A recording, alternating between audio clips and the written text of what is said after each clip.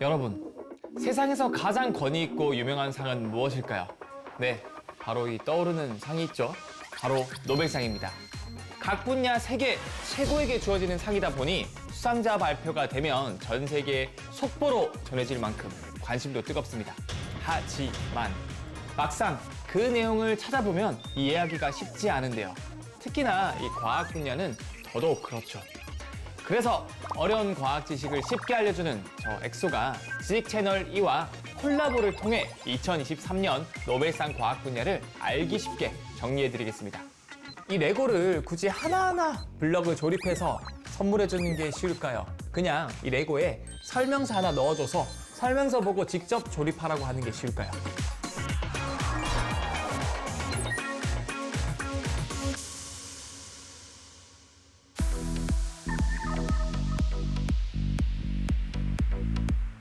올해 노벨 생리의학상 수상의 영예는 mRNA 백신을 개발한 과학자들에게 돌아갔습니다.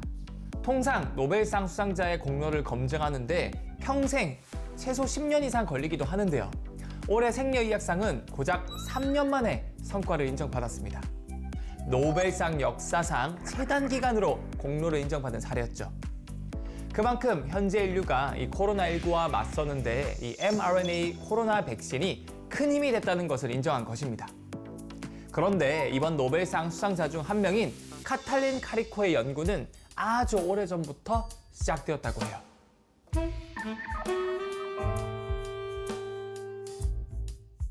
(1984년) 유전자 증폭 기술 PCR 기법의 개발을 필두로 미국에서 mRNA에 대한 학계의 관심이 폭발적으로 커지자 그녀는 이 mRNA 연구를 위해 미국에 가야겠다고 결심을 했습니다. 1985년 차를 판 이 종잣돈 900파운드를 곰 인형 뱃속에 집어넣은 채 남편 2살 배기 딸과 함께 미국 필라델피아로 건너갔는데요. 당시 공산 국가였던 헝가리는 이 $100까지만 국외 반출을 허용했기 때문에 곰 인형 안에 돈을 숨겨야만 했습니다.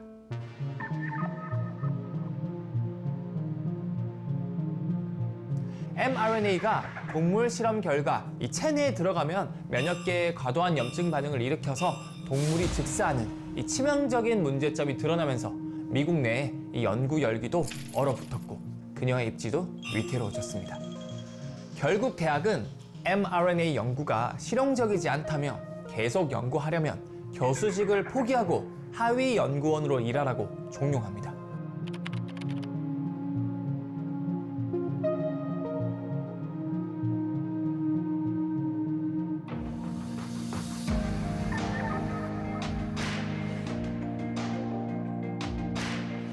이렇게 어렵게 버티던 그녀는 1997년 같은 대학으로 옮긴 드루 와이스먼 교수와 만나게 되는데요.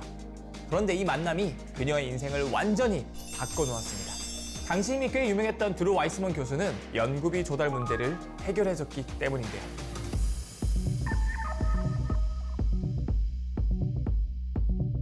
결국 이런 집년의 연구가 20여 년 이어진 끝에 그녀는 mRNA 백신을 개발하게 되는데요. 그렇다면 이 mRNA 백신이 무엇인지 쉽게 소개해드리자면 우리가 예를 들어서 이 조카에게 레고를 선물해준다고 생각을 한번 해봐요. 그럼 여러분, 이 레고를 굳이 하나하나 블럭을 조립해서 선물해주는 게 쉬울까요? 그냥 이 레고에 설명서 하나 넣어줘서 설명서 보고 직접 조립하라고 하는 게 쉬울까요? 당연히 그냥 만드는 설명서 하나 넣어주고 직접 조립하라고 하는 게 더 편하겠죠. 사실 우리가 만드는 백신도 일종의 레고와 비슷합니다. 주로 단백질을 활용하는데요. 이 단백질 백신은 일종의 레고처럼 합성이 굉장히 까다롭습니다. 또 돈이 많이 들고 시간이 많이 걸리기도 하죠. 여기서 카탈린 카리코는 역발상을 합니다. 사실 우리 몸속 세포들 자체가 이런 단백질 레고 백신을 만드는 공장 시스템이 다 있어요.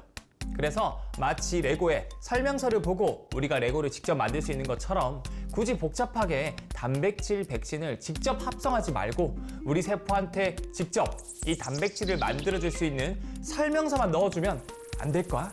라는 역발상을 한 거죠. 이 설명서 역할을 하는 게 바로 mRNA라는 분자인데요.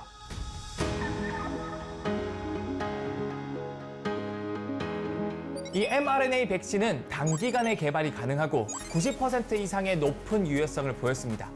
mRNA 장점은 바이러스의 유전체 설만 알아내면 어떤 변이나 신종병원체가 등장해도 빠르게 백신을 만들어낼 수 있다는 것인데요.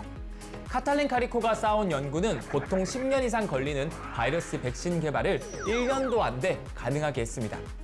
학계의 회의적인 시각과 정부의 냉대에도 포기하지 않은 그녀의 집념은 팬데믹이라는 유례없는 상황에서 뒤늦게 빛을 발습니다.